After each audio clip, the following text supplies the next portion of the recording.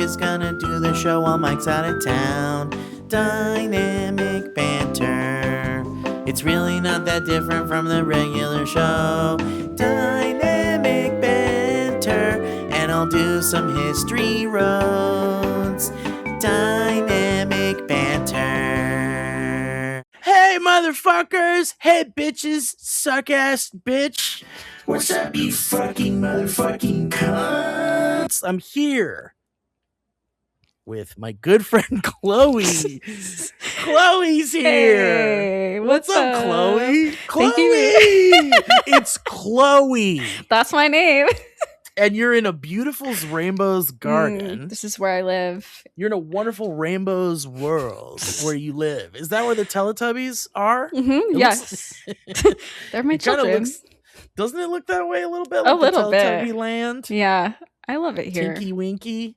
Mm-hmm. I had a girlfriend who said, because little boys, when you're a little boy, let me tell you something about little boys. Okay. And also, you could, I'm sure this isn't just a little boy thing, but when I was a little boy, it was like you go to the bathroom, you go pee-pee. Mm-hmm. Yeah. And you also refer to your genital as a pee-pee as well. And you've heard of this. You've heard of people call it the pee-pee. Yes. And we could talk about how we feel about adults calling it their pee-pee and things like that in a second here. But just because, and this for no reason at all, like it's just what's on my mind right now. But when I said Tinky Winky, it reminded me, I had this girlfriend who said, because I don't know what little girls are all about, I don't know what little girls are all about because I am not a little girl. Mm-hmm. And I didn't have a sister and had cousin girls, but it's such a weird thing to have like these girl kids, and then they try to keep you away from all these terminologies and shit because you're a kid and they don't want you to know these things. You're probably thinking, where the fuck are you going with this, you piece of shit? But we'll get to everything in a second here. But she said that she called, and look, we're just being clinical here, okay? So don't get weird about this. But she said that she called her vagina when she was a kid her tinky. Oh. Have you ever heard of that? Never. It weirded me out, honestly, and I think it ruined our relationship. It's understandable. Because I'm like, tinky? That's weird as fuck. You can't I guess you're not it. gonna.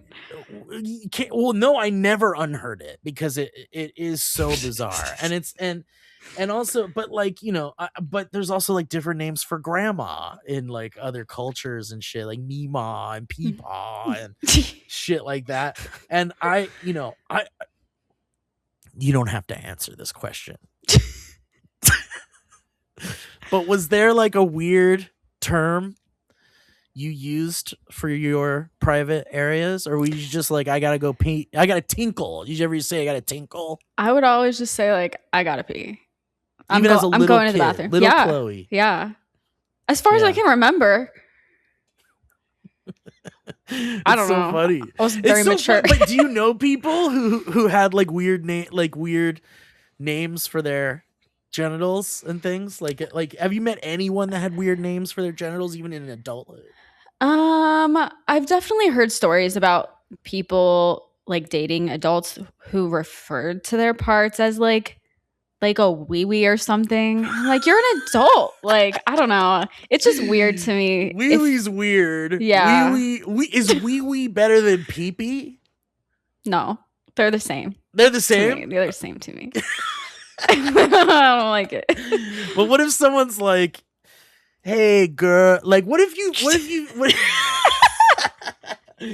you're on like a second or third date with someone and you're like, okay, this might be someone that I could put my pee-pee in.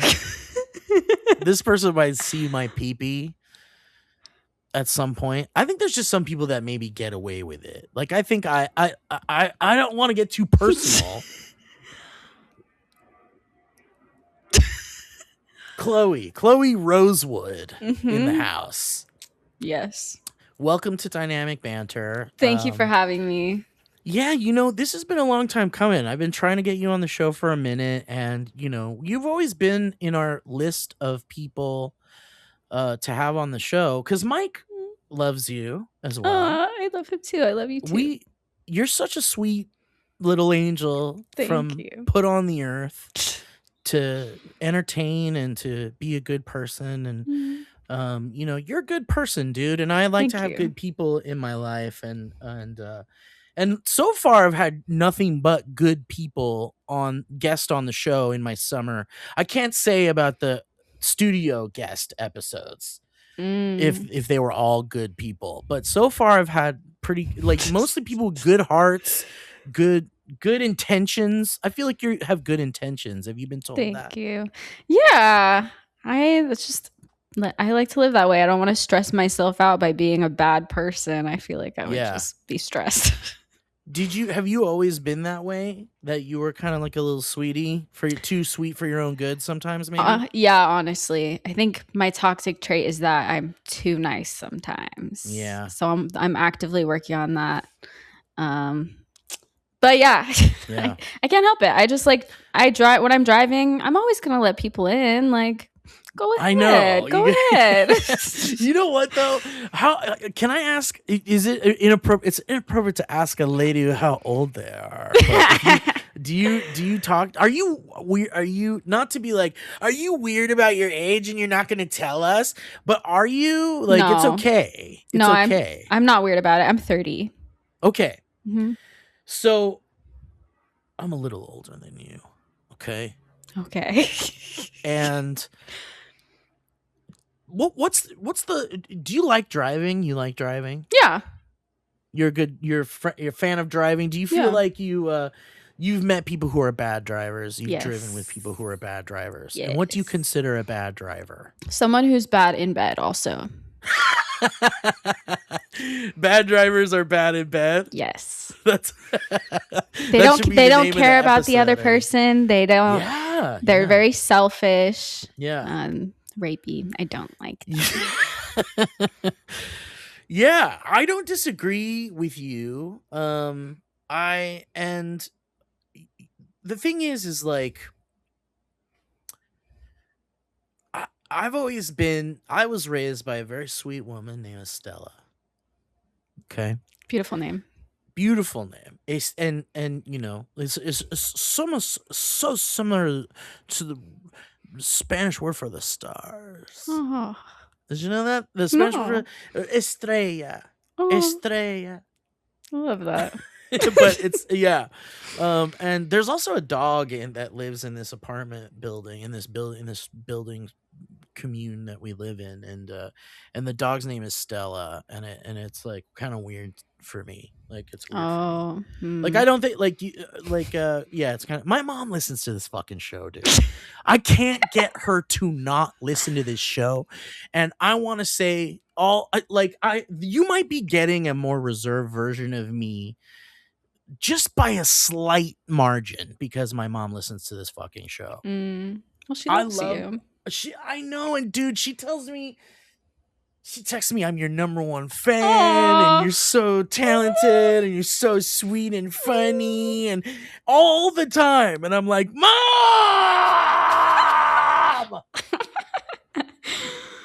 I love that. Do you love your mom, Chloe? I do. I really do. Yeah, she's kind of similar. She'll stalk me online and be like, I like your new headshots. Do you feel like, have you considered muting them or like keeping them from seeing your profiles and things like that? Like, have you considered that? No.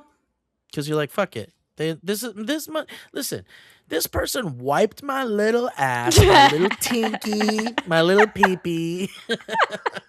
They can see and hear all the things people say sometimes when they're filthy and fucked up. Whatever. It's the internet. Yeah, it is what it is. And yeah, so my mom raised a very, she raised me to just be like nice to everybody, and she's a religious woman. She believes in all that fucking bullshit. I love you, mom. And honestly, when I acknowledge that my mom listens to this show, I also kind of play it up a little bit and go like, "Mom believes in this bullshit," and and she knows I'm fucking around because listen, you got to respect people's beliefs. Yes. I think we have Jesus on the line here. You want to talk to Jesus? Oh my God, yes. Tell me if it. Can you hear this? Does this sound like hello? Oh my God. Wow. Hello? Hi. Chloe, it's me, Jesus. You've been a weird little girl. Oh fuck. I'm sorry. I know everything, Chloe. I know everything. Steve is over here going, "You're such a sweet person," but I see the stuff in your dirty little heart. No. Just kidding. You're sweet and wonderful. And you know what I love the most about you? And this is Jesus. What, Jesus? That you love the little animals. You got love for all the animals, don't you? Yeah, I do. I do love the animals. I do love the animals. And we'll get to that. We'll talk about their love for the fucking animals. Damn, that was cool. Jesus is dope. Jesus knows see, the thing is like, Jesus ain't real, dude. But if he was, the version that everyone thinks he is supposed to be this super understanding, reasonable, perfect person. And you would think someone like that would be tolerable of all of the things, right? Including loving the little animals like you do, yes. Chloe. But anyway, so the point I was trying to get to was my mom raised me to be this like super respectful. Like, do you think you get your niceness, your like too niceness from your mom? Yeah, for sure. Yeah, your mom was too nice? Yeah, very much like raised like me to be very quiet all the time. Mm-hmm. Like if she saw rambunctious kids somewhere, she'd be like, "I'm so glad you're not like them." So I was like, I'm just gonna be quiet. Yeah. So would she tell you to keep it down when you were kind of loud? Were you told to keep it down sometimes as a kid? I don't know. I feel like it was just kind of drilled into me from the very beginning just to be quiet. So I don't even remember being rambunctious like ever. And do you feel like you're a quiet person? Like in general, you're quiet even now? Not necessarily. If I have something to say, I'll say. You're gonna write it down? Yeah. If you have something to say, you'll say it. Yeah, but I mean, if I'm with a group of people that I have nothing to say, I'm not gonna talk just to talk. Yeah.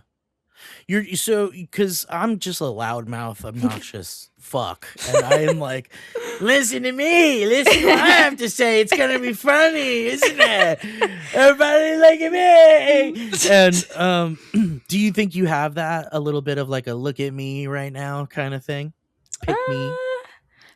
Pick me. Hard to say. I mean, it's okay to have a little pick me in you. I feel like if there's something like a project that I'm working on that I want people to know about, I'm going to post about it. Yeah. But I don't know. It doesn't feel like too much though.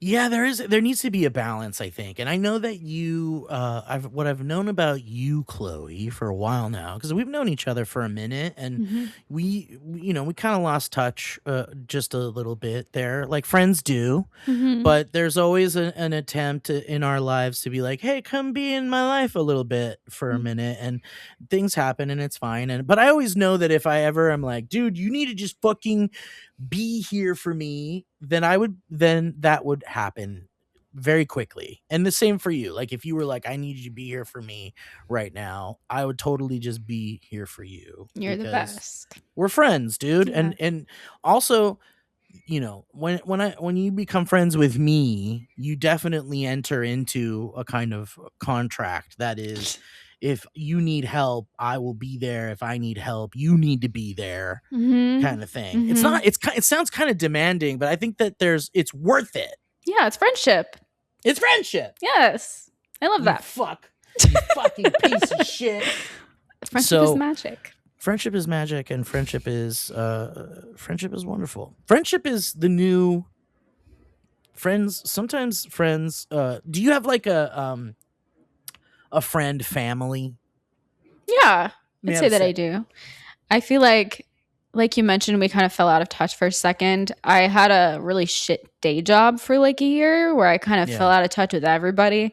But I do have like a friend family where like if we fall out of touch, we're still connected and we can still come back together. But yeah. You don't take it personally when No. you can't. Like and you know, when someone is like, you know, they never reach out, they're never thinking about you, you know, that's a whole other thing. But if someone like checks in every once in a while and it's like, because the thing is like, you know, I have a big support group of friends that are fucking locked in, and I know that you have that, and so it's like I'm not too worried about you, and now there's a wonderful man in your life who I also love very much, who we'll talk about also in a second here. He loves you too. He's so great, and I'm so excited for all the shit he's up to, and we'll get to that in a second. George Watsky.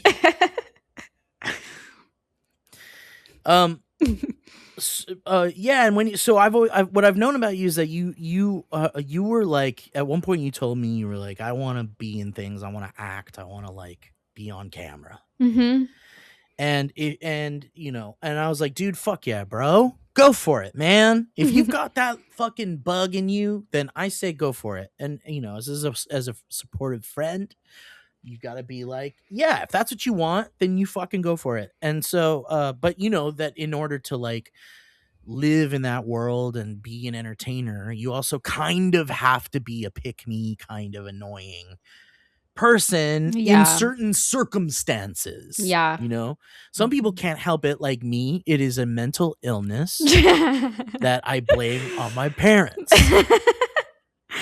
Were they also like that? Mentally ill, yes. Were they pick-me's? My mom's a little bit, well, you know what's interesting is I think my mom is very much like me in the way that she could just like corner you and talk to you and you feel comfortable talking to her about like anything. I love like that. I've said this a billion times, but we would go to the grocery store when I was like a kid, and she would just like start up a conversation with someone in line in front of her at the grocery store, and it would just be this like suddenly they're getting breakfast the next day. Oh, you know, that's like amazing. They became friends, and they still, and she sends them Christmas cards and shit to this day, and it's so she's just like this friend magnet, this like attracts people that want to like talk to her, and she just oozes the kind of like comfortability that you could just talk to her about anything off the street. You could just make eye contact with her, and the smile would make someone come over and be like, hey, I want to tell you my life story. And so I think I have that. I have a lot of that, but I also have a lot of bad mental illness that is coupled with that, and then it becomes a big chaotic cocktail, if you will. You're doing great. Thank you. I'm doing the best I can. You're killing it. You're out here. I could maybe do a little better, but I'm doing the best. I'm doing a lot. Chloe. You are. And you're so close to the camera, and I love it. I'm actually far away. You're like across the room. It might be a feature of this beautiful land you're in. It might have just zoomed in because you're in a land. It's okay. It's funny. It's funny. And so there's a lot of things to talk about here, because I still want to talk about the bad driver thing a little bit, and I also have things prepared. I have a thing that you used to talk about and love that I want to do a little bit of a deep dive into, and then of course if there's things you want to talk about, just jump on in and talk about them. And also you said you had kind of a shitty job for like a year. Yeah. And I think can I tell you that I enjoyed watching and also miss your little close friends. Like stories you used to do where you're like, I fucking hate this job. Let me tell you what fucking happened today. Because I guess there's just that idea of watching. So it seemed like it was like you were vlogging a little bit. A little bit. I used to vlog, so I'll always have that in me. You got that vlog in you. I do. Is that a t-shirt? I got that vlog in me. Yeah. God, never goes away. Nothing. It's just everything is like, how do I make money off of this? And it's not even like a greed thing. It's a survival thing. I feel you. I You so know? feel you. It's not like, how do I get more money? It's like, how do I get enough money Yeah. to live and survive? Whew. But anyway, so yeah, I missed your and I guess it feels to me like maybe you do those when you're like in a bad situation and you want to just vent a little bit. Sometimes I'm just like, this is crazy. Like, can you guys believe this? Like, Yeah, like I feel like don't know. I feel like you're doing one to me right now because that's what you would do. You're like, Right. guys, this is crazy. Can you hear it? Just listen to this. To me, it's kind of like, I think of it as like entertainment, like a mini drama. Like, this shit's fucking Yes. insane. Like, I don't know. That's Well, how people I love think of that it. shit. Yeah. People love dude, I don't know what it is, but do you watch like any reality TV? Do you watch like Love Island and shit? I don't watch Love Island. Is Drag Race? That's reality TV. Yeah. I love Drag But Drag Race Race. is a whole other thing though. Yeah, I feel like 'Cause it's Drag Race not. is great. Yeah, it's not that like shitty reality TV. No. There's like Survivor. That's reality TV, right? Right. I So, watched but Drag that. Race is a good example because Drag Race has drama. Yes, and we tea. love it. We love the tea. We love that. the drama. Which drag queen is fucking pissed off at this other drag queen for fucking making an outfit too similar to theirs, and they knew they were gonna use lace in theirs, and they used it anyway. But I love it. we're so into that kind of thing, and I find myself like. There was a subreddit on Reddit about like internet drama that I don't really see around anymore. I wonder if they made a lot of these subreddits become like locked and private for like groups of people to stew in their own shit because things get kind of nasty. Did you follow like YouTube drama or like creator drama at all? Not really. I used to go to VidCon, and sometimes there would just be drama that happened there that I would be like, Yeah. "Oh, What's wow, the that's story? crazy." Like, yeah, tell me what's going on. And it's so funny how we're so interested in like, even if we're not connected to the drama in a personal way, how we all just want to be like, but what? Tell me, I want to know. Yeah, I want to know the whole fucking thing. So when you would post your like, listen to this fucking shit. Listen to what my fucking piece of shit boss did today. I'd be like, let's go, girl. Tell me about it. I'm in. What do you do? I'm glad I'd you be like, enjoyed it. what? Yeah. It was all worth it then. Thank you. Yeah. So so I feel like you stopped doing that because you don't really have anything to be angry or bitch about right now. I quit that job, so there's Things the are other chill. zone. Things are good. Right now. Yeah. It's not until someone does some ridiculous shit to you that you. Yeah. Have you felt compelled to do that recently, but stopped yourself, or have you been like, like, how do you feel about the whole kind of like vlogging thing? Do you feel like you could do it now? Yeah, I do really enjoy it. I feel like recently maybe there hasn't been as much, but I'm turning all of the drama from that job into a drama movie. So dude, that's great. So let's jump into what you're up to these days, Chloe, because you're making things and you're all over, and you've worked in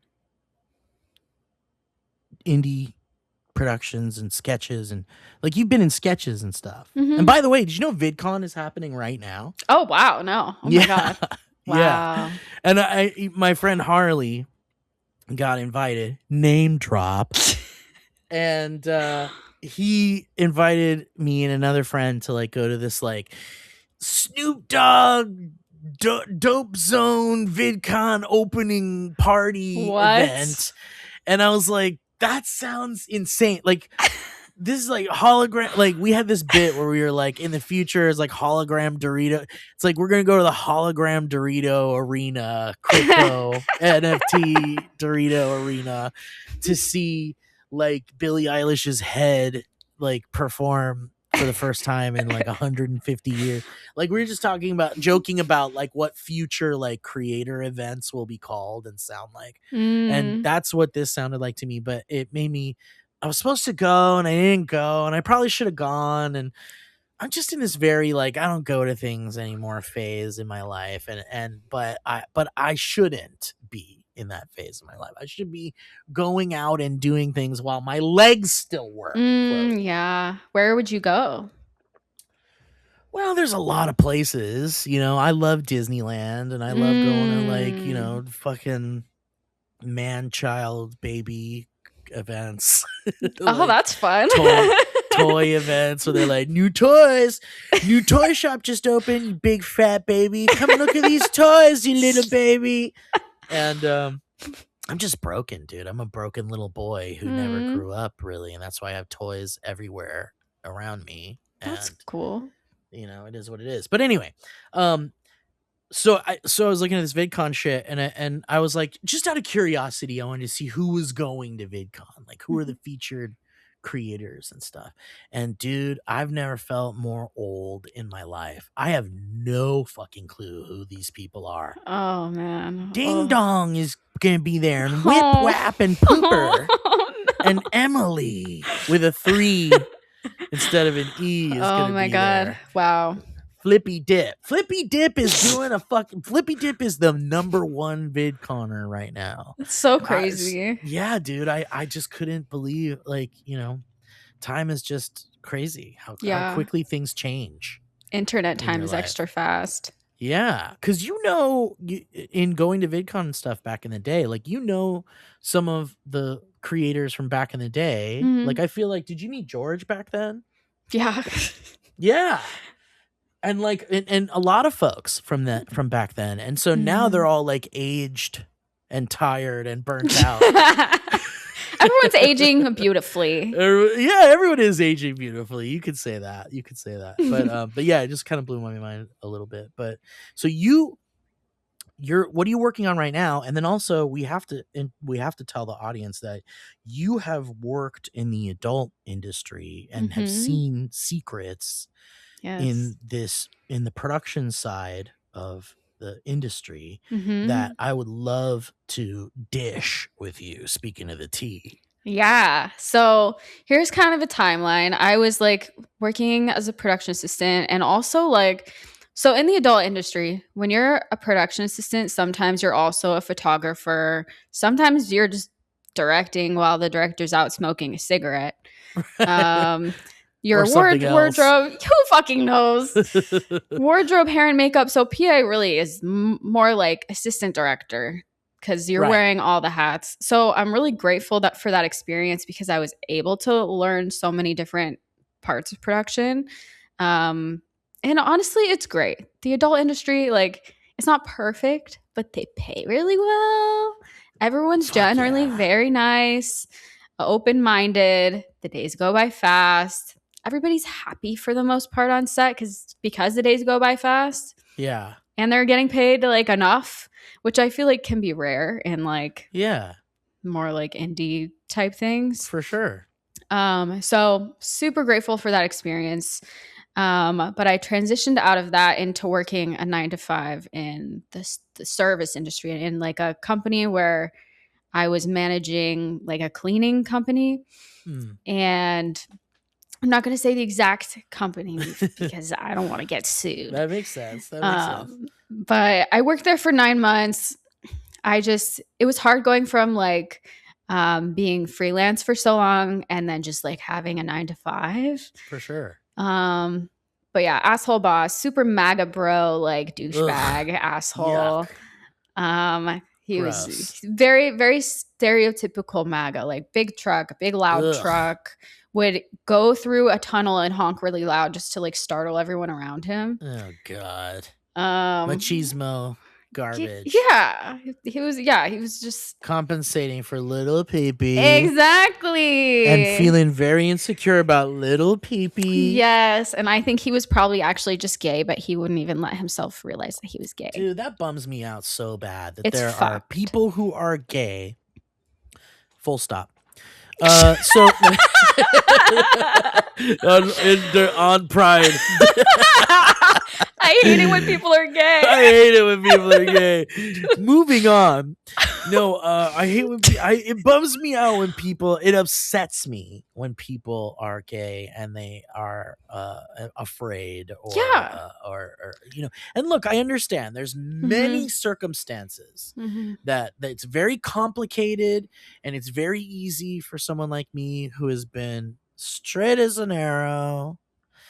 And to be like, why can't you just fucking look, I understand there's all these circumstances, but it bums me out, it upsets me, because I just feel like there would be so much more happiness if people were just allowed. Maybe that's the way to phrase it. If people felt allowed to just let it all out and be you, baby. I agree. Yeah, it's right? sad. It's sad seeing someone be like trapped in that in the closet, even from themselves. Who knows? And speaking of the whole MAGA thing, there you always hear about how, and I don't even know what's true anymore. It's really hard to know what's true, and I don't even fucking know. People kept saying like, you need to be more educated and dive more into politics and what's going on in the world around you, and be a little bit more just pay a little bit more attention to the world a little bit. And then when you do that, you start to realize that there's hell nightmare shit happening, and there's nothing you can do about it. And also there's the I don't know if it's true or not, because someone says this is true and then it's not true, and then it's like there's someone who wrote a fucking think piece about how what this person said was not true, and you're like, whoa, that's really believable. And then you read someone else go like, but this is actually not true, and it's like, well, I don't fucking know anymore. I so feel you. That's my mental illness. Right? It's just not. And then it makes me retreat into not caring about the political landscape and the bigger world issues landscape, because it's so exhausting. It's so exhausting, and we're not meant to care about everything at once. We have to just be like, what is happening in my family? What is happening with my friends? What is happening in my community? And let's fix what's going on there. Then we'll look out into the world and do what we can with the world. We just do the best we can, right? It's a huge responsibility to just know everything that's going on all the time. It's not fair. And then people yell at you for being like, you never said anything about this big political thing that happened, Steve. Look at my toys. I'm retarded. You don't want to hear what I say. You don't want to hear what I say about the world. I was in special ed throughout high school. I love that. I love that. Fucking freshman year to when I dropped out in senior year, I was in special ed. This is why you're my friend. Everyone needs one. It's like a diversity hire friend. But what I was gonna say about the whole MAGA thing was like, the MAGA events happen, and then they talk about how like Grindr use goes up with like the gay community. Yeah. And it's like, but these guys are so against gays, but they're still going and fucking gay dudes and having gay sex.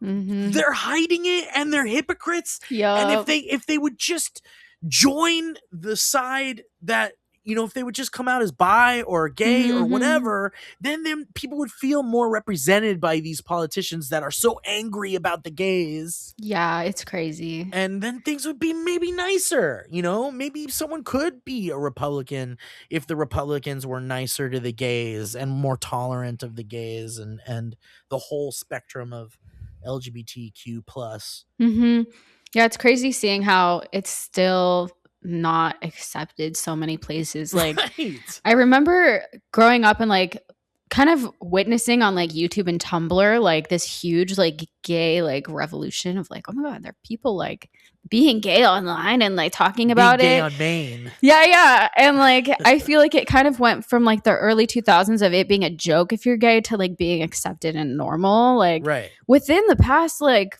20 years or something. So it's like, it's crazy that this is still like a recent thing where it's like become more accepted, but still obviously not fully accepted, which is sad. Well, and also internet culture kind of has a lot to do with that too, right? Like, because I grew up in a time where there wasn't the internet for a minute, and then suddenly the internet happened, and then it was like, now we're just connected to everyone in the world, and we don't have to, we're not in just our little tribes anymore. We're like Mhm. out, we're like reaching out to the whole world. We're like Pangea, you know? But but um but the internet is not the world. Yeah. And it's like crazy to still have to remember that now. Mhm. Like because on the internet, like, people are like more tolerant and nice and respectful, and they welcoming. There's all these communities that are welcoming and open about being gay and whatever you want to be. And then in the outside world, there's so much like anger about it and misinformation, and not to say that the internet's just this perfect, beautiful place where no one's intolerant there, but it feels like, um you know, you're right. There was this boom of like tolerance of the gays that kind of happened on Tumblr and Live Journal and that kind of shit. And it felt like it happened on the internet faster than it happened in the real world, because Mhm. people probably felt more comfortable connecting with people that liked the same shit they did, Mhm. because it was like more obvious. You're coming to this gay chat room, you know, not necessarily like you're coming to this event where it's gay friendly. So maybe you were kind of more subdued and afraid to try to make friends in the real world that way. It made it easier on the internet, I guess. Yeah, probably feels safer online. Yeah, because you're also anonymous. Maybe you're not using your real information and all that shit. But anyway, what was I going to say about the adult industry? Oh, I fucking love the adult industry. I don't know if I talk about it enough. Sorry, Mom. Fuck off from this one if you don't want to hear some shit. But I love the adult industry. I love adult entertainers. I think that it's crazy too. We talk about all these things that we can't believe in 2026 are like so seen as these evil, horrible things or intolerant things.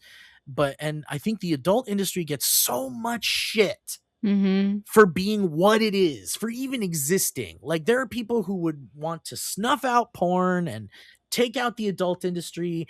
And what I'm saying is that I think that the world is held together with money, but it's also held together by the adult industry. Yeah, I Like, agree.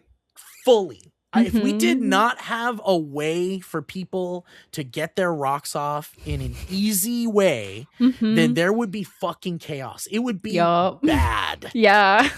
It would be really fucking bad. And and something that I've seen on the internet a lot, specifically on Instagram, is there'll be these like meme accounts. You follow like meme accounts? Yeah. Oh yeah. They just post memes and shit. Brain rot. And every once in a while, they'll do a collab with some OnlyFans model or something, or they'll be like someone paid them to promote their OnlyFans or some adult entertainer. And it'll just be this kind of like risque adult themed post. And the comments will be like, "Oh, I'm done, bro. I'm fucking leaving this. You're doing fucking OnlyFans shit. You fucking gross motherfucker. My kids look at this shit." Oh my And God. like, you know, and it's like, first of all, you're fucking jacking off to porn. Yeah. There's no way you're not jacking off to Yeah. or something. There's no way you're not jacking off to some adult entertainment in some way. And have you seen these posts where people just yell about, "I can't believe you're posting sexy shit on Maine." Like, it's like I'm in church all of a sudden. What's the deal with that shit? I don't know. I've always thought that's really weird too. Like, It pisses me off. I get, like, it's a great place for people to get some promo. If so many people are already following those accounts. But yeah, it's funny how angry people get. Like, this is something you're probably participating in on a different platform. So calm down. And I get that there's like issues with, you know, porn addiction and they're religious folks.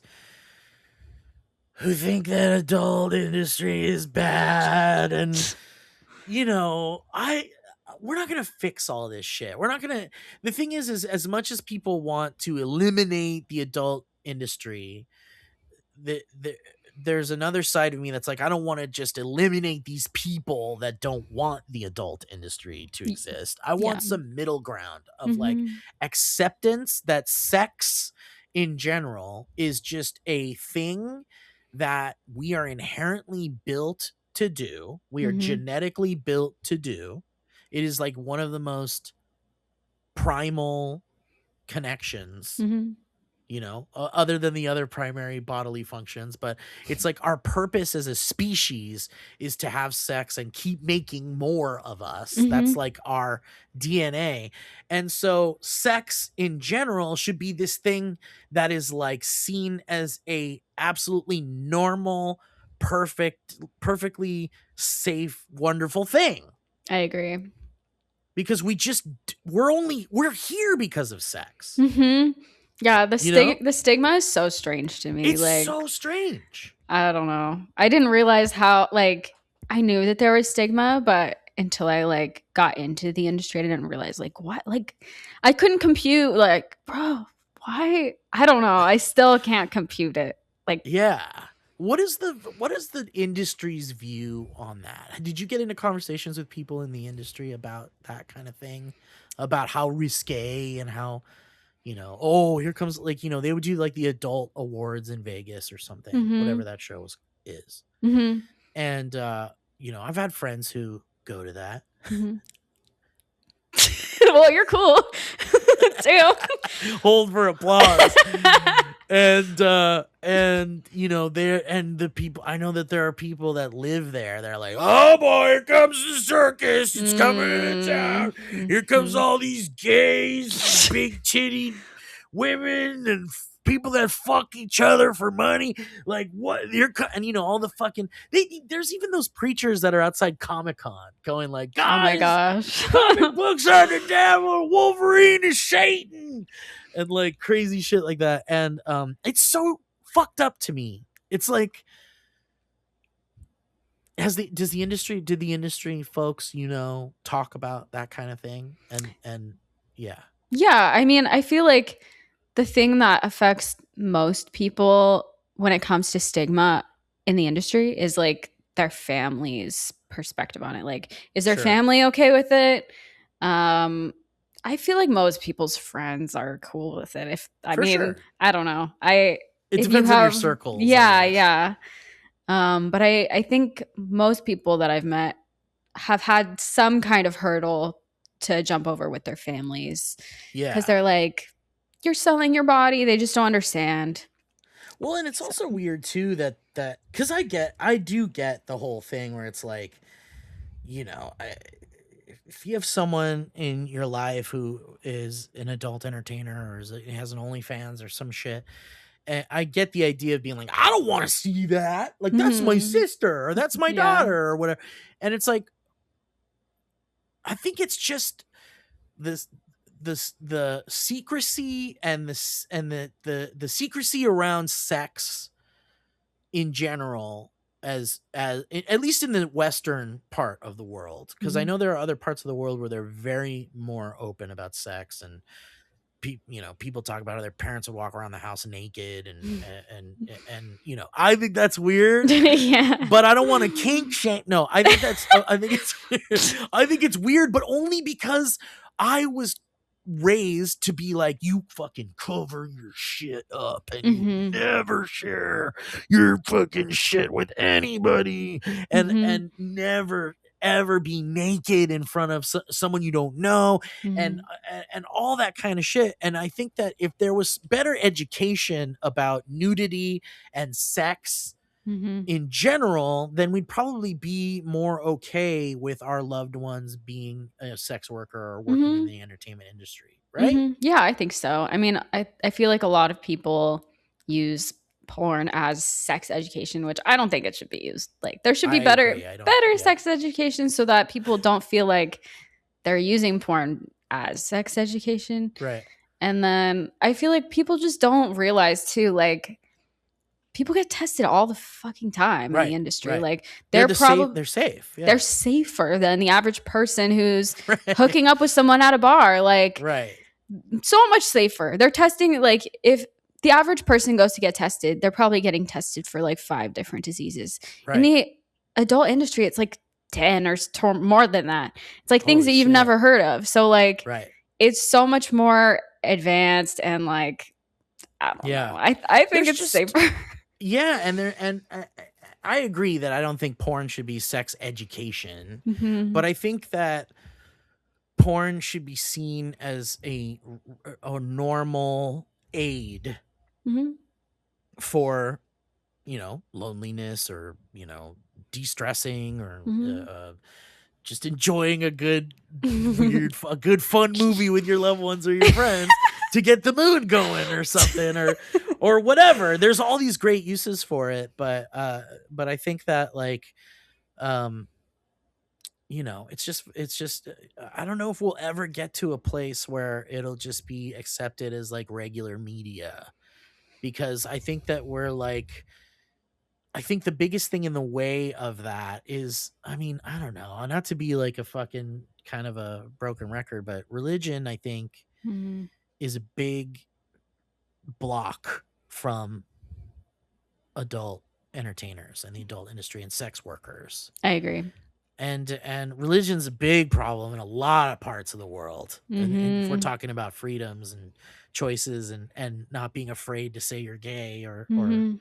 you know, religion has a lot to do with that. Culture has a lot to do with that. And but I think that maybe there's some, the pendulum swings, they say, you know. Mhm. And right now we're in a very conservative America that's like very in the let's get rid of all of these things we don't understand and defund science and defund all of this like shit that's so important for for survival and for our, you know, human continuation.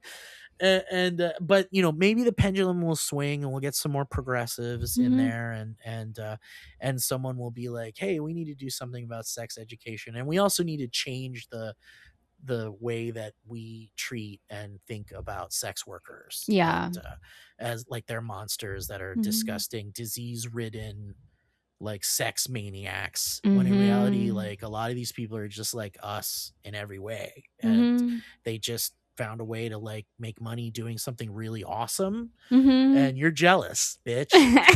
Exactly. I think a lot of it honestly is jealousy. Like even if a person doesn't fully realize it, like Yeah. jealousy and just lack of awareness about like the industry. Like Mm-hmm. people just need to educate themselves. It's And not chill the it's fuck this out. it's not a crazy bad industry.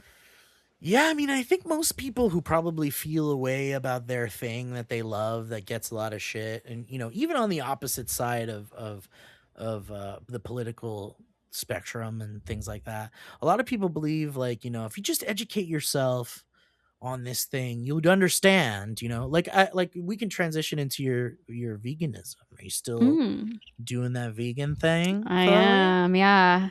Yeah, some people, because you know, I gotta ask, because I know some people who did the vegan thing, and you know, and then stopped doing the vegan thing, or like from time to time will jump back and forth between veganism and not being a vegan. And so yeah, but I'm not surprised that you're still a vegan and Going all strong. about that. My Yeah. anniversary is coming up at the end of the month. I went vegan when I was 13. I went vegetarian at 12. So whatever math is 30 minus 13, that's how many years I've been vegan. I wouldn't be able to know. I couldn't know. I don't want to do that simple math. I don't want to feel do like it. It doesn't even. It's not simple math.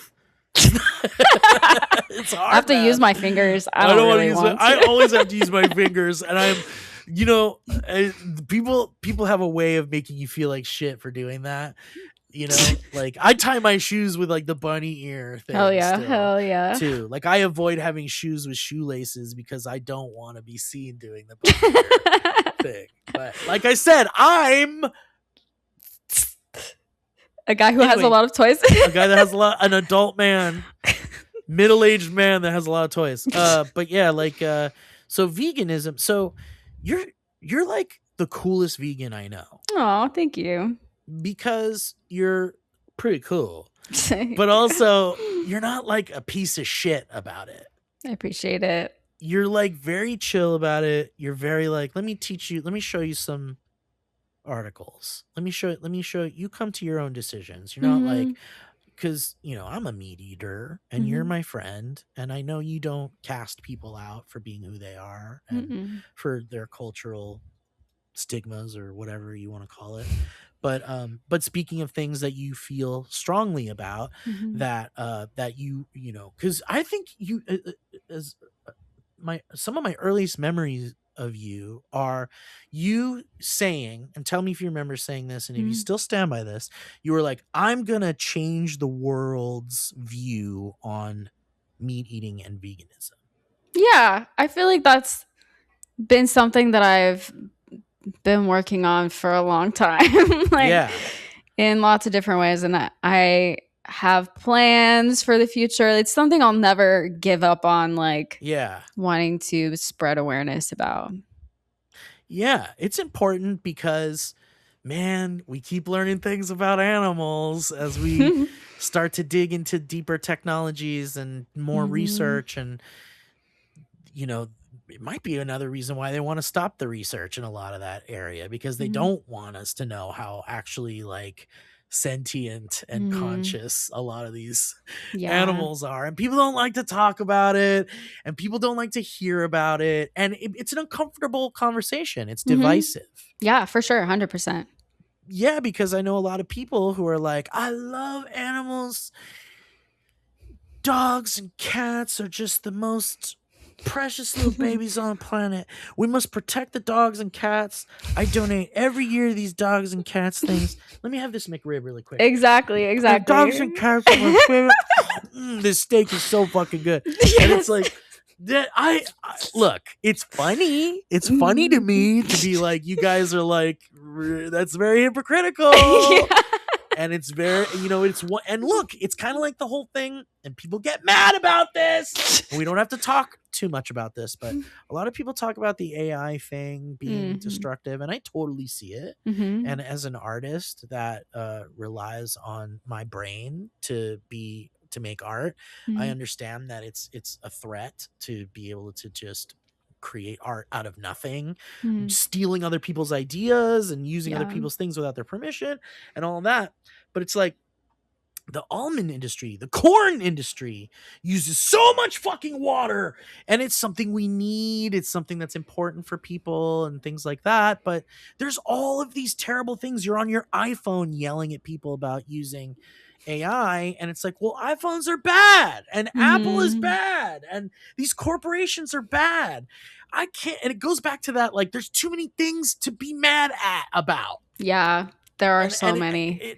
And some people have the capability of handling it and knowing it and handling it, and I don't have that. I can barely, I'm hanging on by a thread, mama. There's a lot. There are too many things. Everything. There's too many things.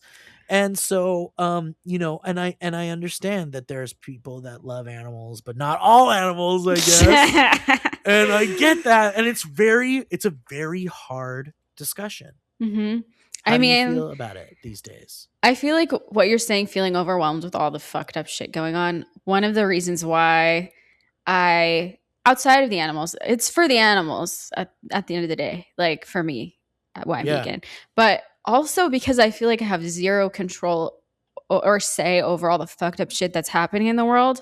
And I feel like one solid thing I can do every day, multiple times a day, is eating things that are contributing to less destruction of the environment, killing fewer beings. Like, I feel like a lot of people are very all or nothing. Like, but what about all the little rats that die in the fields of the like plants you're eating? But like, it's about reducing harm. You can't eliminate all harm because nature gonna nature. Exactly. So for me, it's like a solid thing that I can actually do, like enact towards hopefully something better. I love that. So I feel like I have a little bit of like something that I'm doing. I'm voting every day with the food that I'm eating. That's great. Yeah. And I'm proud of you for that. AI is not as bad for the environment as eating animals is too. So a lot of people talk shit about AI while they're eating a burger, and that's so much worse. I would like to be. I wish we could have critical discussions, critical thought. Mm-hmm. I wish we could, because it starts like I personally am afraid to talk about AI in any kind of way, because there's always some motherfucker that goes, "You're a dumb bitch and you don't know shit, and you're a piece of shit for even saying it like this." And it's like, dude, I'm sorry, I don't know everything. You clearly know everything. And so I don't. So move along, man. Go find people that know everything like you do and talk to them. Don't yell at me because I don't have the cognitive capacity for all of this shit. And, Chloe, you like, just knowing you and getting to know you and being your friend, you really have been the only person in my life that has gotten me the closest to trying out like an all vegan diet. Wow. Like, I have dated people who are vegetarians, and I've dated people who are vegans. I've been with people. I have a lot of friends who are vegans, and but the reason why I say I dated them is because when you date someone, when you're with someone who is a vegetarian or a vegan, it complicates your relationship in a way if you're not also a vegetarian or a vegan, because it's like it severely limits where you go to dinner all the time. It severely limits what kind of groceries you buy. It just becomes this constant discussion of, hey, I want to go to this restaurant. Well, does it have vegan options? Well, I guess not. So we go to this restaurant. Well, they have vegan options, but the vegan options kind of suck. In fact, the vegan section of this menu is salad. That's the worst. And it's like, I get so I've been in complicated relationships where I'm like, all right, well, fuck it, I guess I'll be a vegetarian. I've tried the vegetarian thing, but you just approached the whole like veganism thing from a place that I felt was more effective. It wasn't like, you fucking dirty animal murderer, you didn't want to splatter blood on me and shit. Or show me videos of like, the pig farms and stuff, and the kill places, and and listen, I've seen it and it's fucking horrifying, and yet here I am, a meat-eating boy. And that's what I mean about it being complicated, because I understand the implications of the meat industry and how harmful it is to the environment. Number one, I mean, it's up there. Number one is how harmful it is to the animals, because it's like, I fucking love animals. I love my cat. It took a minute, but I love my cat. And I'm now saying my cat, which was huge, because she originally was my girlfriend's cat, but I love my cat. And I've loved all of my little fur babies I've ever had in my life a lot. And I like to say I love all animals, but I understand that there's the food industry that does terrible things to these beautiful creatures, and it's fucking complicated, dude. It's complicated. It's because hard. I'm just what do you do? How do you help? How do you I feel like you should just start like a seminar or a group. You should start a group. You are? Yeah, I'm starting one. Be the leader of a group that's just like, come to me and I will talk to you about veganism and animals, and maybe you could change some lives that way and save some animals that way. I'm starting like a course for people who are interested in transitioning. Oh my God. I love that. So it's an online course. I'll post about it when it's ready. Yes. We'll put a link in the things. Oh, thank you. When it's ready. Yeah. So this we'll have you back on, I guess. I love that. I love that. But I really love talking about it. I went to school for nutrition, so like I have like that kind of backing up. Like, this is possible to do it in a healthy way. Because when I started, it was like, I don't know what to do. Like, there's only so much information online about how do I even do this. Right. But for me, the slaughterhouse videos are what made me make the transition. I was like, this is fucked up. I can't unsee this. And then just realizing like animal products are chemically addictive. So like it's hard to go all at once from eating animals to being vegan. So if you just choose one thing, like one thing per month even or per week to switch out, like if you go from having dairy in your coffee to like oat milk one month and the next month you swap like another product that you eat all the time to a vegan version, doing it slowly helps so much. It makes it more sustainable and it's not like overwhelming. I think the overwhelming aspect is what makes it hard for a lot of people, but if you just pick one thing at a time and do it slow, then it's going to be easier to break all of those like chemical addictions that you have, because it's a chemical addiction for sure. Animal products. For sure. There, I mean, yeah, there's addictive additives and honestly, those industries discovered how addictive they are and are kind of utilizing that as a way of hoping they've created these meat eaters and sugar, eaters for life. They've got these lifelong people that go like, I love my brand and I'm going to eat my brand until the day I die. And I don't know why I did that accent, honestly, but that's perfect. And sugar, dude, sugar's so addictive and caffeine. Yeah. And do you drink caffeine? Are you a caffeine person? Are you kind of a caffeine person?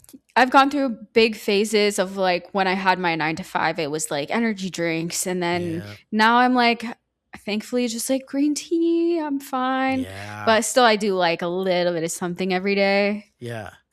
Yeah. That's the thing is like, there's so many things that are better alternatives to all of these harmful things we consume and participate in every day. It's just that maybe it doesn't taste as addictively yummy, or maybe it doesn't have the addictive property and you're so used to having an addiction of some kind that you can't even fathom switching to something that's non-addictive.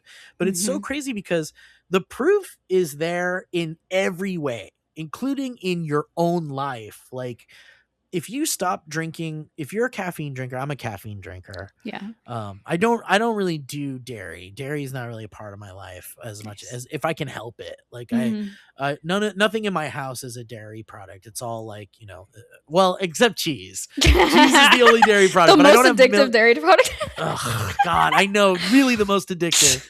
God, I forgot about cheese. God, fucking cheese. God damn it. The thing, it's just fucking cheese. Cheese is so fucking good, dude. Cheese is so fucking good. But anyway, caffeine. Like when I drink a lot of caffeine, and it's how I get through my day, dude. It's nice. But if I stop drinking caffeine for like a couple of days, even a day, I'm like, I feel like fucking shit. I'm dying. My brain hurts. And then I drink caffeine. I'm like, here I go. I'm back in it, baby. Crazy. And it's like, you motherfucker, you're addicted, you idiot. You're addicted, you fucking idiot. And if you got through the unpleasant aspect of how it affects you to get off of an addiction, it sucks, man. It's really hard to fucking break through the withdrawals and all that shit. A lot of things that are addictive. But once you get to the other side, you're like, oh my God, I sleep so much better and life's so much. Fuck, I'm not as depressed as I fucking was. Isn't that crazy? Can see clearly. We're so stupid. It's crazy. So stupid, dude. How do we change the way? This is a huge question, but you said you're a nutritionist, you went to school for nutrition, you live and breathe on trying to do the right thing when it comes to nutritions and what you put into your body.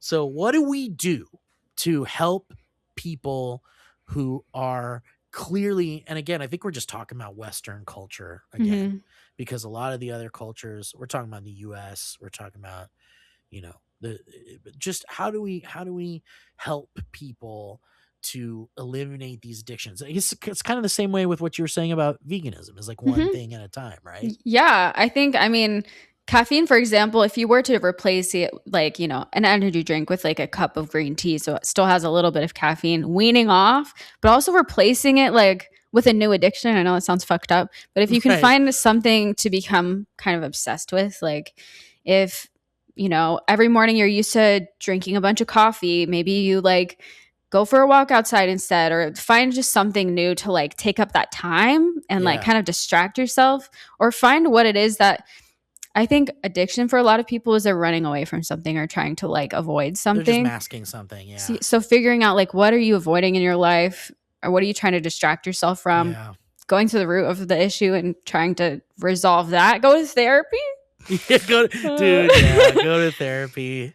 But finding a new addiction, a healthier addiction, like going to the gym or like cooking healthy foods, or just some hobbies. But it's so hard, Chloe. It It's is so hard. hard. I know. I need someone to come in and just do it for me, and then I'll do it. Okay. Like if I had a private chef and like the money to have a private chef, I'd be like, make me all vegan food. And it would probably be delicious and incredible. And then I wouldn't. That's the thing is that it's too available. It's too easy to just do it when you're like tired and you don't want to cook, or you're at the grocery store and you're like, well, this ground beef's only $9.99 a pound, and you know, which is ludicrous, but yeah, I it's just hard to be a human, dude. There are a lot of things to do. There's a lot of things to do. One day I'm gonna have my own vegan meal delivery service, and I'll give it to you for free. Oh, dude, I'm in, and I'm telling you, I would be the biggest advocate of that. Yeah, dude, the fucking vegan street fair. Do you remember the vegan street fair? Yes. I still follow them, but I haven't been around the Valley area in a minute, and you know, it's kind of far away from me over here in Long Beach. Yeah, but who knows? Maybe I'll be back soon. We'll see. Come back. I might come back, but the vegan street fair. Have you been like because we went a few times back in the day, I think, right? Or we tried to go. Or? We tried to go. I don't remember if we actually went. I know we went to Monty's. Monty's is great. And we went to that taco spot that's closed now. I forgot what it was called. Oh yeah, it was like sugar taco. Yeah. Good. Dude, even if it's not the vegan street fair, it's still kind of it's still part of the point, which is that vegan street fair food, like those food trucks, all vegan shit, fucking nachos with fucking shit piled high, French fries, like all the things that you're like, this is fucking like disgusting, bad for me, addictive food, but here's the vegan version of it, and it was so fucking good. It's all, and dude, Monty's is so fucking good. Yes. Oh my god. And there's so much good vegan shit out there, and I think people might be afraid to be like, I don't want it because I don't want it. I'm allergic to vegetables or whatever. But man, I'm telling you, there's some good shit out there. You just gotta look. And and look, this is the last thing I want to say about the vegan thing, because I want to move on to something before we go. But something that's very important.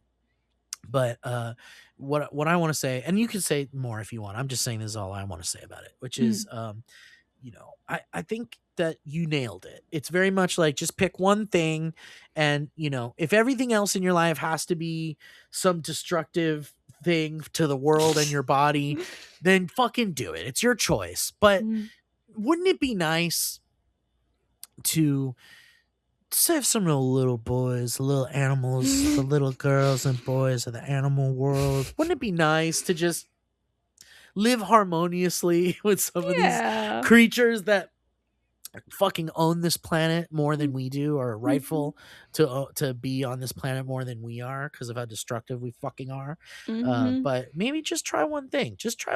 Cut the dairy out, not the cheese. Okay.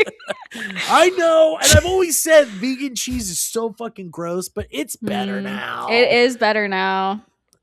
Try Rebel cheese. That's a good brand. I'll check it out. Is it fucking $900 a pound? No, it's not. But it's maybe a little pricier than the shit cheese at the grocery. No, it's probably the same. If it's the same, then I'll fucking give it a shot. Because I'm telling you what, man. You know what's funny is like, imagine like the animal that's like, they're sucking the milk out of me that's meant for my babies, not for you, you fat fuck. And it hurts, you bitch. And I live in this fucking thing. I can't even turn around, you fat bitch. And then you're telling them, all right, I'll try the cheese. I'll try it. Imagine if those fuckers could talk, man. I It would suck know. so bad. Yeah. We feel like such piece of shit assholes, but you know, I don't know. Honestly, though, it feels like these days not much makes anyone really flinch. Like It's even when crazy. you find out how painful it is to somebody, they're like, "Whatever, bro, I'm fine." I feel like people are kind of numb because there's so much fucked up shit happening that like yeah, it's numb easy and to be numb. selfish. I think Yeah, selfishness for is sure. a big thing too. But huge. the thing with selfishness, like, because you know, sometimes I'll go back to the driving thing because you're like, you Oh, let yeah. people in and things like that, and I'll let people in, but sometimes I'm like, if someone's driving to me being a piece of shit, then I'm gonna fucking do it right back at them because I'm done being a pushover to people like that, and I've always been a pushover kind of a person, afraid to make myself uncomfortable for other people. And you know, it's to make myself comfortable at the what am I trying to say, like I sacrifice my comfortability so that people will be happy and comfortable, you know. Yeah. And I think sometimes with selfishness, it's like, I guess it's okay to be a little selfish. Yeah. Chloe, I feel like with the driving, for me, I always assume people are on like hard drugs when they're driving like an asshole, which sometimes they are. So for sure, I'm extra careful, but I understand. I get it, dude. I think that's probably better because, you know, there's also that other thing about like the statistics of people just dying in car accidents because some asshole is being a piece of shit. Yeah. It has nothing to do with how you drive, you know. There's just someday, somehow, some fucker might just come out of nowhere and kill you, and it doesn't matter how careful you were about it. And that's a terrifying fucking thought. And you think, well, I want to, maybe the way that I avoid that is by at least being safer myself. Yeah, right? I think so. All right, Chloe. Yes. Let's talk about a very important thing. Okay. That some might find frightening and some might find endearing. Okay. And it's called Fofão. Oh my god.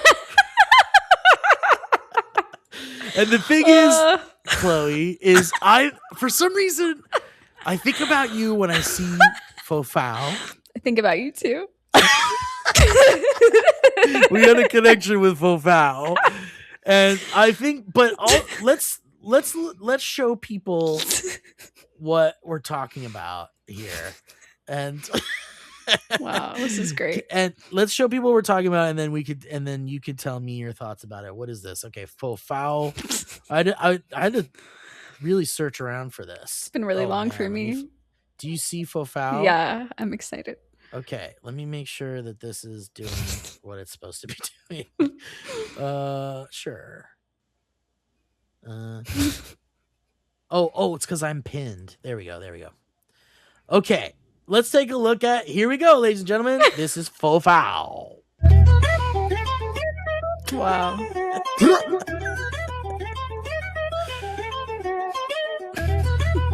Now, what are your thoughts? What are you thinking right now when you see this?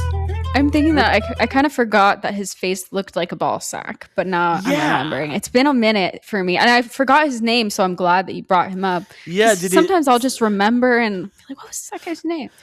What? So you know, it's just a funny video that would pop up from time to time that we would see, and you know, but there are these videos from Brazil that are like, but this party bus. It's like a party bus.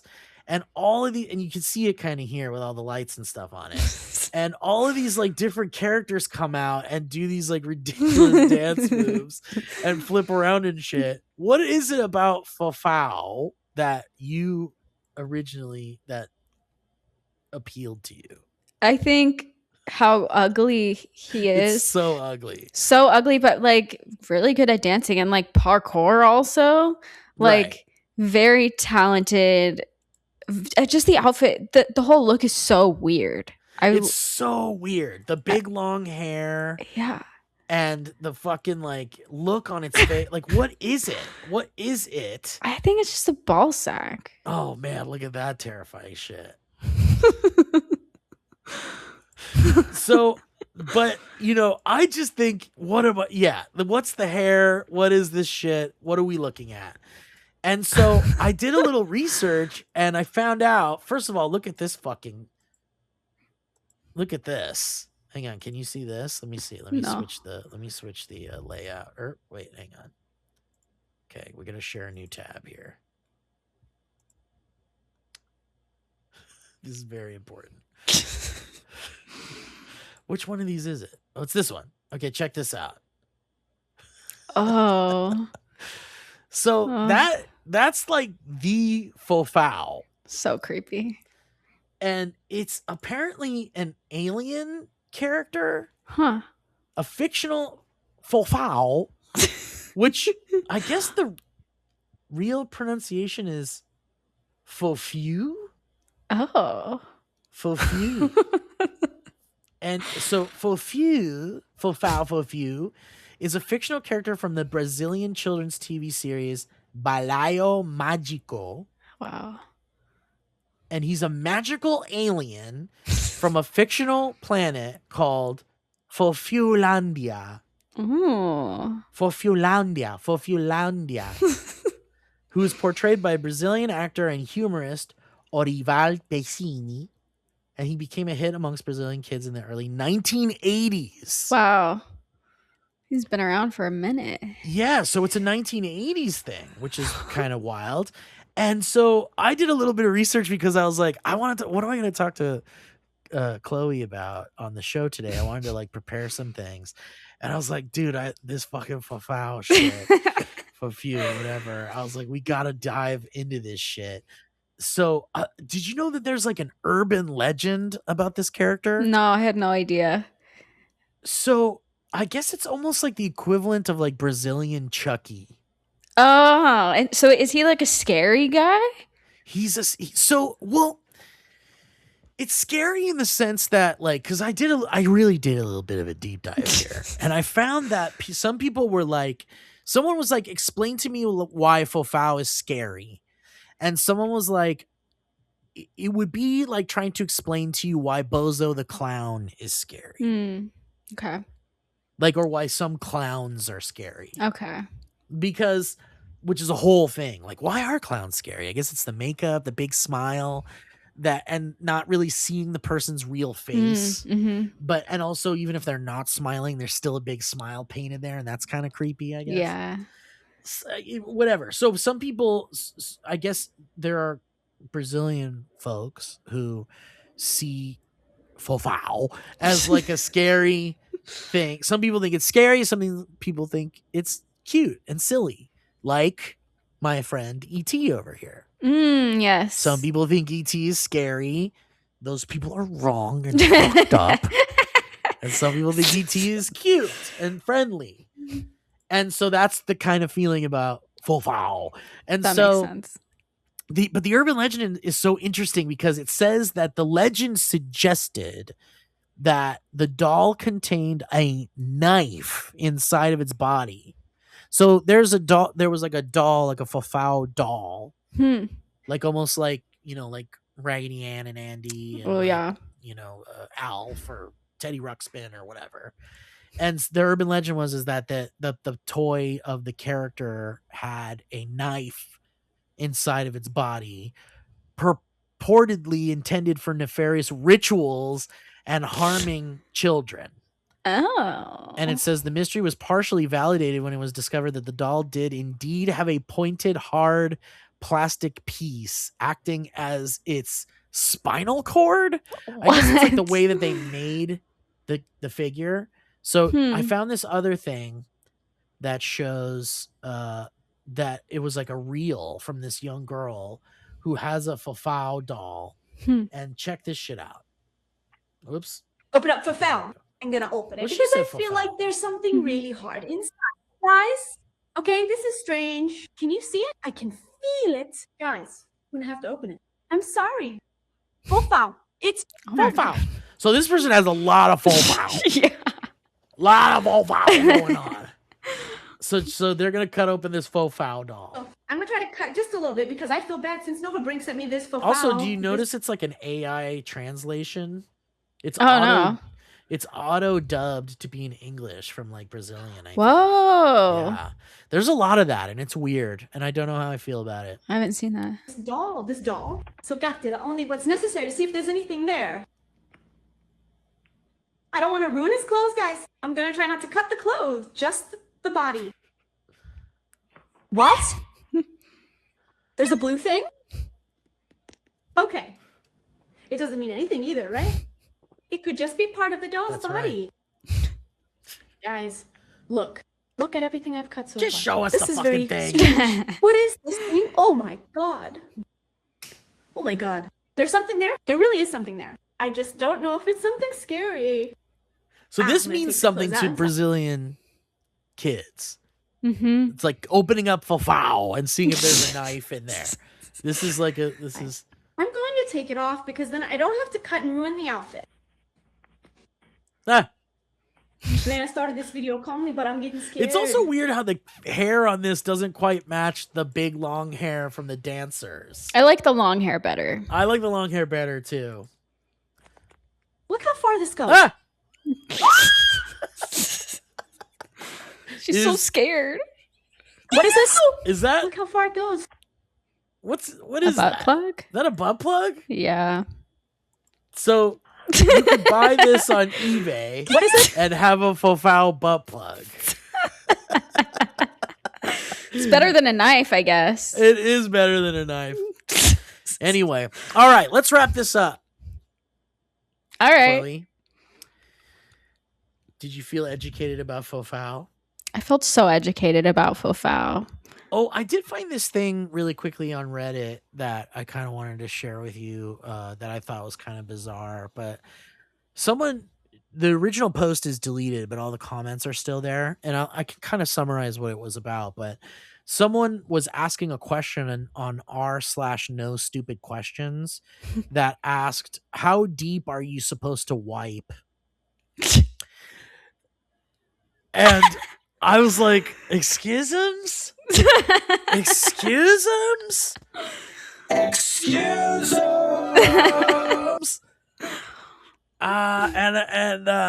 They were saying that they stick their finger all the way into their butt. All the way as far as their finger All goes. the way as far as their finger goes to clean it up, to clean up their poop. Wow. And That's a bit much. a lot of people in the comments were like, I do that. What? Yeah. And it's crazy. There was actually a lot of people saying they do that. And that kind of blew my mind a little bit. And it makes me wonder, I guess there wasn't, like, I don't remember as a kid there being like a song associated with like wiping your ass. But it feels like there was so much education as a kid about like how to do things. Mm-hmm. But there wasn't much of, I mean, for obvious reasons, there wasn't much about how to wipe and shit. It was like up to your parents, I guess, to kind of teach you how to wipe, I guess. Mm-hmm. And so we know that there are some fucked up parents out there. It's true. And weird parents that were brought up with weird shit. Like you've heard about the poop knife, right? Yeah. Like some people, like that was a family thing. They had a fucking family poop knife I don't to believe fucking it. break up the poop. You don't believe that? You I don't believe in the know. poop knife? Maybe. Dude. Our very own ex-producer, Kevin Plackey, had like a bucket of like paint, those wooden paint things that you could get from like Home Depot to like mix paint. And he had like a bucket of them. They're like these paint like sticks, like flat, like almost like a ruler with like a different kind of tip. And he had like a bucket of them because sometimes he needed to break up his poop. What? Would he Because like rinse it off and put it back in, or would he throw it away? He said they would be disposable. He would dispose of them and he would have more just in case he needed to break them up. Wow. So I know someone who effectively had a poop knife. Wow. So if there's people that have poop knife, and poop knife is a thing that some families even have, then could there be families going like, yeah, you wipe your butt by sticking your finger all the way in, doing this? I guess so. Oh, wow. It makes me so you know how you're an advocate for like veganism? I'm an advocate for bidets. Yeah. Bidets are great. Get a fucking bidet. I'm gonna do this with my fingers. Get a fucking bidet. Get a fucking bidet, or I'll get my witch fingers in your bum. I'll stick them in your bum and clean you out. That's scary. I'm scared. I don't think I've ever shown that on the internet. I actually did it by accident the other day and scared my girlfriend, and she was like, "Do that again? What the fuck was that?" It's a skill. It is a skill of some kind that might be necessary in some way. Chloe, Steve, thank you for being on the show today. Thank you for having me. I'm so glad we finally got to have you on. I want you back on the show in the studio proper. I would love that. So you can meet Mike or even met Mike, but so you can see Mike. So you can meet Mike. So you can see Mike again after many times of seeing Mike. And sit in the dang studio with us. It's a different experience. Please. I'm putting you both in my movie. I would dude, this is what I've been waiting for my whole life, is to be put in someone's movie. And we barely got to talk about what you're working on right now, but do you want to talk about what you're working on or plug anything? Sure, yeah. So I'm making a vertical dark comedy drama movie. Yeah. It's a feature length. I'm really excited because I work in a lot of verticals right now, like acting wise. And it's very similar to the adult industry, by the way. That's very, very interesting thing that I've noticed. Almost exactly the same, like, type of sets, locations, stuff. One or two takes, like very quick. Moving on. Day, yeah. Low stakes. similar acting. Right. But in some ways. Yeah, exactly. My movie is based off of the experience I had working at this shitty 9-to-5 with the crazy MAGA boss man. Incredible. So many insane things happen that I feel like I just have to, instead of just making a vlog about it, I need to turn it into a movie because there's so much inspiration that came from that experience. Dude, you got to write what you know. That's the best shit. So I'm very, very excited for this. I'm making myself the lead because I haven't been cast as a lead. Dude, do it. So make yourself the lead, girl. So I'm really, really excited for that. It's called Off the Deep End. Crowdfunding it. So awesome. deependvertical.com if you want to help out. Oh, fuck yeah, dude. We'll put that in the description and thank you. We'll flash it on the screen. Yay. And are there socials set up for that yet, or is it just your social account? I'm just using mine for right now, which is just at Chloe Rosewood _. But I'll be rolling all that out. It's still I've written it. I've got the majority of the cast together, and now it's just up to the crowdfunding and then filming. So I'm hoping to get that done before the end of the year. So excited for you. Thank you. Very proud of you. Thank you. You've come a long way, dude. Thank you so much. And it's only going to get better. And I see you, and I have nothing but the most respect and what's the other word I'm looking for? Excitement. I have the most excitement for you. I'm excited for you to make this shit and to make things you want to make and be in control of it. That's the best. So fun. Gotta make silly shit. There's not enough silly shit out there. So I'm really excited to have you in it. Thanks for being down. I'm so fucking down, dude. I'm in. You tell me and I'm there. Yay! And also, we didn't get to talk about George Watsky too much, but I love you guys as a thing. It's a perfect blending of sweet people. Thank you. that deserve each other and are very sweet and wonderful people. I love George. You know, George was one of my first celebrity interviews. Really?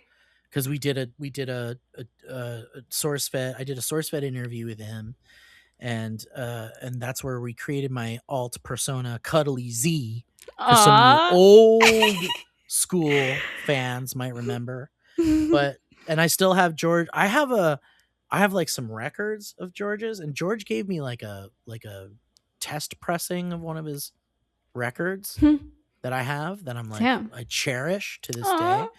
And yeah, I'm excited. He's about to do a thing too, right? He's going on tour or something. Yeah, he's doing a tour like October, November. It's the Times Infinity like screening of the entire movie. So Oh he's my going out to movie God. theaters. So it's gonna be really cool. In LA, he has like the full band. So it's Dude, gonna I've be gotta super go to special. this. He's making a got- movie right now too. Dude, I'm so proud of him. And you know what? Enough about George. This is about you, Chloe, okay? I'm putting him get in my George movie on the too. show. Oh, good. Well, you got to. You Yeah. got to. That would be stupid not to. But yeah, we'll maybe we'll get George in here at some point. And Yeah, promote his shit. We'll see. yeah. But for now, it's all about Chloe, and I'm so proud of you, and I love you, Thank dude. you. I love you too. And thank you for being on the show. Thank you for having me. Let's go to Disneyland. Let's go! I love, dude. I'm always down to go. Yeah, you know me, yeah. girl. Let's go! Yes. All right, we'll see you guys. Thanks for listening, man. And Thank you. hang on, I got a funny sound here. Thanks for being on the show. Hang on, let me try. Thanks for being on the show today and ending things and being on the show today. Oh, thank you. That was a HeadGum podcast.